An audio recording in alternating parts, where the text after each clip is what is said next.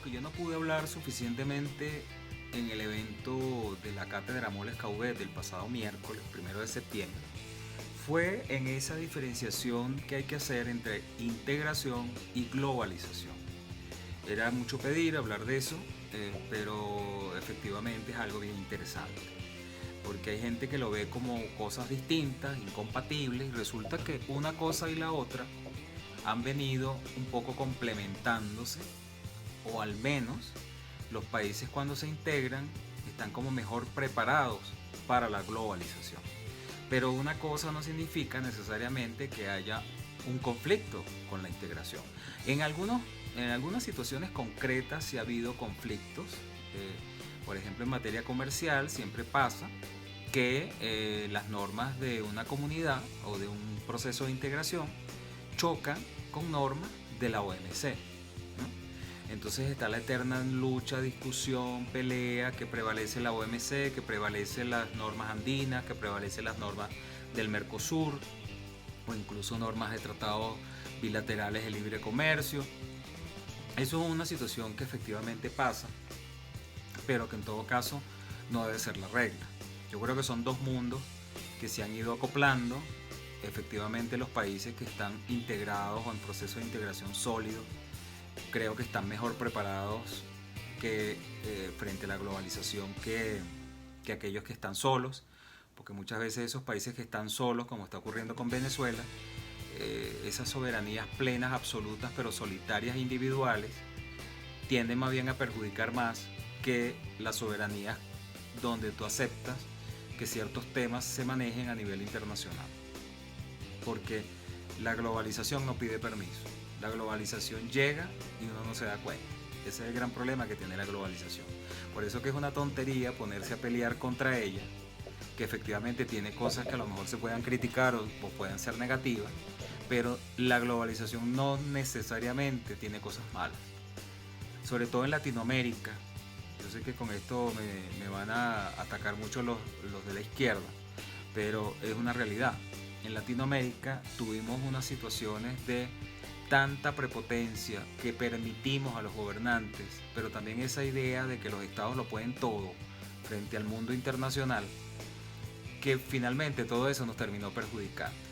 Entonces, frente a esa gran crisis que hubo en los años 80 en toda Latinoamérica, la llamada década perdida, tuvimos que bajar la cabeza, porque si seguíamos así, haciendo lo que nos daba la gana, pero pidiendo dinero a la vez, íbamos a terminar muy mal.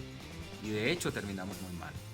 Pero para seguir adelante, como los países no se pueden cerrar, como las bodegas o como los supermercados, hay que seguir adelante. ¿Cómo seguimos adelante? Aceptando que teníamos nosotros que hacer ajustes internos, que nos impusieron esas organizaciones financieras internacionales para darnos financiamiento. Ya estas organizaciones no se comportaban como simples bancos que luego venían a ejecutarte si no pagabas, sino que son organizaciones que están pensando en algo más allá, en que avancen los países para que entonces mejoren. Entonces la mejor manera, ¿cuál era? Dar el dinero, como pasó a finales de los 80, pero dentro de un mundo que había que revisar internamente. No podían manejarse las cosas por mucha soberanía que se tuviera, que al final se fue revirtiendo en contra de los ciudadanos. Mal funcionamiento de todo, corrupción, falta de independencia de poderes, los presidentes lo podían todo, pero entonces había situaciones de prepotencia y de totalitarismo, y al final las situaciones en los países no mejoraban, aumento de la pobreza, se agarraban la plata y entonces no construían las escuelas, no construían las autopistas, los países no avanzaban. Y por otro lado, los extranjeros, cuando iban a los países a ver cómo era ese mundo, salían huyendo porque no invertían, porque había una situación de inseguridad jurídica muy bárbara. Entonces todo eso hizo que a partir de allí, eso que llaman la globalización, que hay gente que le pareció mal que vinieran los organismos internacionales a imponer condiciones, pero eso también nosotros no lo buscamos. Y entonces por esa razón a partir de allí tuvimos que adaptarnos a una situación de que al menos ciertas cosas de los países tenían que manejarse de una manera un poco más seria y de un régimen más común, donde ya el derecho nacional tuviera que ceder un poco aceptando cosas que nuestros derechos no aceptaban porque la soberanía no lo permitía, pero que poco a poco han venido aplicándose y los países, mal que bien, han venido avanzando varios de ellos. Otros no tanto, pero la experiencia ha dicho que cuando los países aplican esos criterios de soberanía plena y absoluta, con esa prepotencia frente a organismos internacionales, que yo hago lo que me dé la gana porque yo soy soberano, terminan siendo perjudicados los propios ciudadanos. Esos señores que dicen eso, luego se van, viven en Mónaco, millonarios de lo que se robaron en los países, y los países quedaron más pobres que nunca con esta situación. Los regímenes jurídicos y los estados de derecho, cuando todavía son estados de derecho, porque hay unos que ya no lo son, que son estados fallidos, inclusive, resulta que no terminan de funcionar como deben funcionar, porque los presidentes manejan todo y los propios ciudadanos le dan todo el poder al presidente como un gran mesías, que es el gran problema que tenemos en Latinoamérica. Y estos mesías terminan siendo un fraude, un fiasco. Millonarios terminan sus presidencias o los tumban y el país cada vez peor. Entonces, por esa razón, yo creo que frente a esos efectos nefastos que pudiera tener la globalización, más bien la integración nos fortalece, pero es que también la integración ha asumido cosas de la globalización. Eso es lo interesante de todo esto. Finalmente, la propia integración europea, la propia integración andina, se ha dado cuenta que hay cosas de la globalización que son buenas y que no tiene que haber una pelea entre ambos mundos, sino que son mundos complementarios. Esta es una situación de la que pudiéramos hablar muchos detalles, muchas cosas y muchos detalles, pero realmente la integración y la globalización no necesariamente son cosas negativas, sobre todo la segunda, sino que pudieran complementarse y pudieran estar los países como los latinoamericanos más preparados frente a la globalización cuando estamos integrados, como pasó y acaba de pasar con la pandemia. Nosotros estuvimos funcionando cada uno por su lado, ahora estamos más pobres porque lamentablemente los procesos de integración no funcionaron, cedieron ante la globalización enteramente, pero ya eso venía pasando de antes. Procesos de integración que se debilitaron porque algunos países decidieron darle rienda suelta a su ámbito, a sus aspectos de aquello que de la globalización que les pareció una maravilla. Sí, la globalización tiene cosas buenas. Y yo que soy abogado en el derecho, ha sido positivo que hemos aceptado cosas que no habían en nuestros derechos nacionales, que en el mundo se están aplicando de forma global. Pero porque son positivas, hay cosas positivas que nosotros estamos cerrados en unos modelos ya arcaicos y que la globalización nos ha llevado a que hay que mejorar en cosas que teníamos que nos parecieran lo normal y no había otra, pero que los países no avanzaban. El tema tecnológico, por ejemplo, nos encanta la tecnología globalizada, todo lo que ha llegado, que se ha globalizado, todos los canales de televisión, es decir, las telecomunicaciones, los teléfonos, y ahora yo puedo ver en mi teléfono lo que me dé la gana de todo el mundo. Sí, eso es una maravilla, eso es excelente, pero eso tiene sus caras. Pero todo eso que genera la globalización, porque la globalización tiene muchas caras, cuando estamos integrados, estamos mejor preparados para afrontar y podemos desechar lo malo y aceptar lo bueno, porque nada es enteramente malo ni nada es enteramente bueno. La integración también tiene sus cosas que hay que tener cuidado, y desde los países uno está pendiente, pero rechazar por rechazar porque es integración o porque es globalización y que lo nacional siempre es mejor que lo extranjero, esas son posiciones totalmente absurdas, radicales, que al final terminan perjudicándonos a la gente. Terminamos aislados o terminamos entregados, porque ni una cosa ni la otra es buena. Y por eso que hay que buscar esos puntos medios, como pasa en todas cosas. Al final las cosas hay que buscar los puntos intermedios. Los puntos extremos nunca son buenos. Y la integración nos permite eso, pero la integración tampoco debe rechazar la globalización.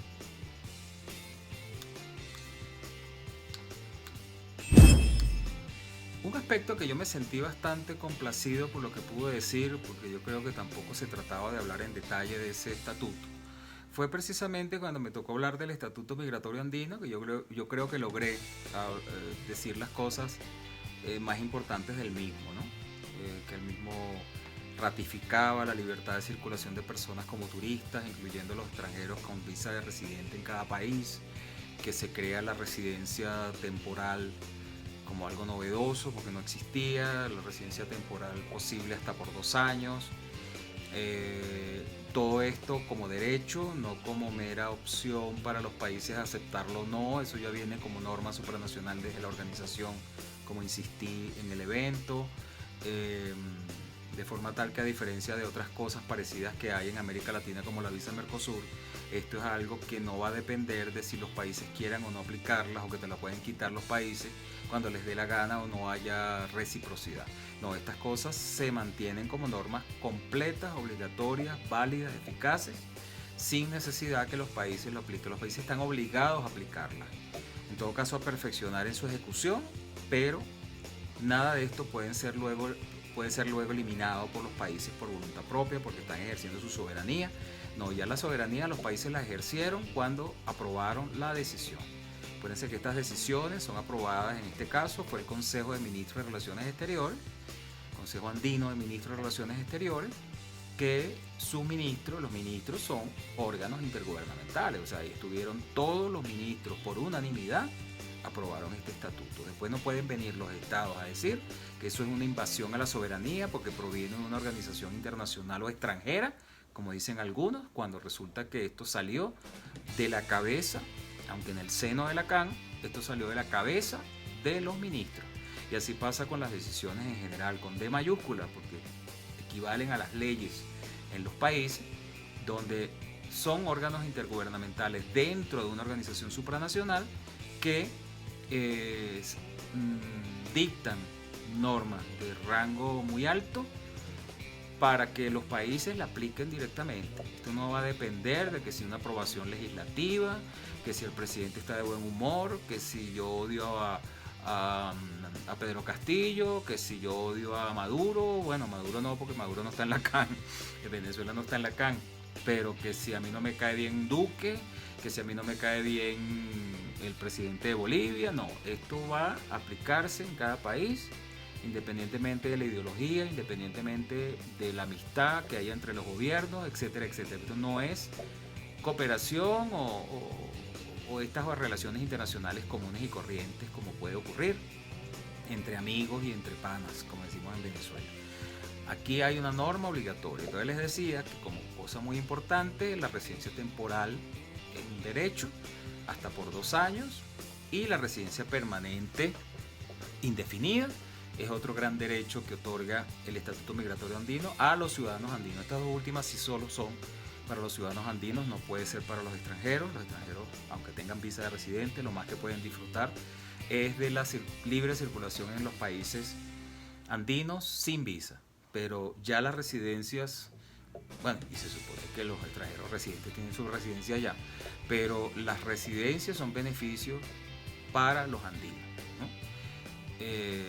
Si hay alguna residencia mejor para un extranjero que la que tiene en el estatuto, eso no aplica para ellos, ¿okay? Eso siguen aplicando las normas nacionales puras.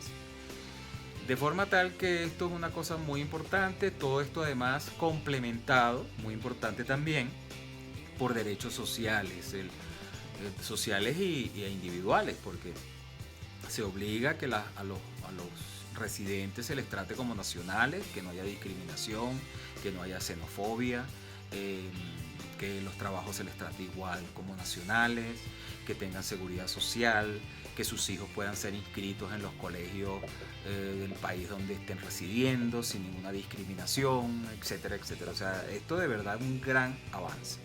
A lo que yo me quería referir en esta parte, que no sé si quedó claro de la idea de ayer o anteayer en el evento de la cátedra, es sobre esto de una cosa que yo tenía anotada acá, que es la visión de la migración desde la integración y la visión e incluso la globalización, que también Una de las cosas buenas que ha tenido la globalización, que se han dejado de lado esos criterios personalistas o nacionalistas, mejor dicho, de los países, de ver la migración como algo negativo, como algo malo, de invasión, de perjuicio a los ciudadanos nacionales, a los propios ciudadanos, valga la redundancia.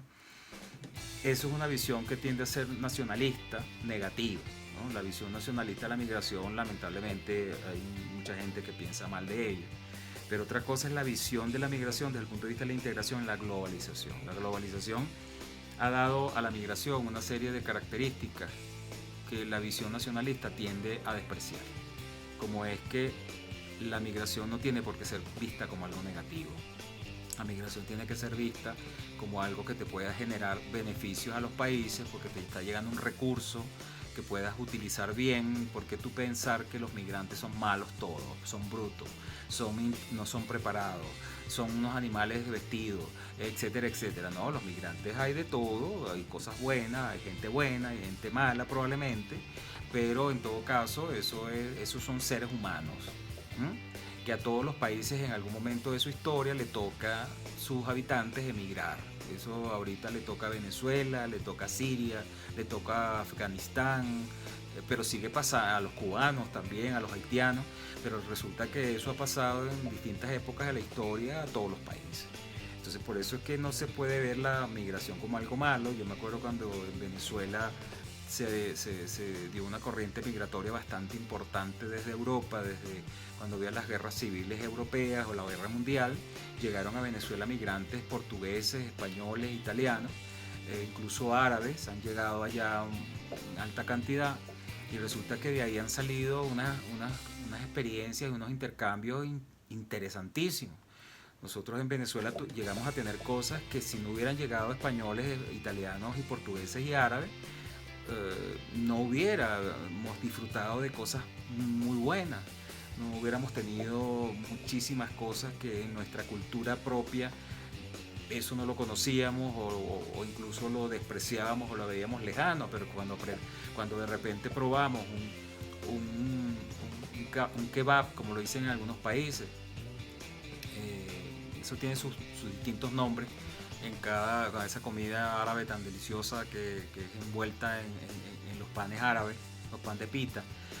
En este momento se me olvida el nombre más común en Venezuela, pero en todo caso, esas son cosas que cuando la migración está presente, en una pizza, que la pizza también se desarrolló mucho en Nueva York, el hecho es que la pizza, la pasta, cosas culturales increíbles, como está pasando ahora con negocios venezolanos instalados en otros países, que los españoles están encantados con restaurantes venezolanos en Madrid, que yo cuando vivía ya no existían, y resulta que ahora están llenos de españoles y no de venezolanos precisamente, ¿no?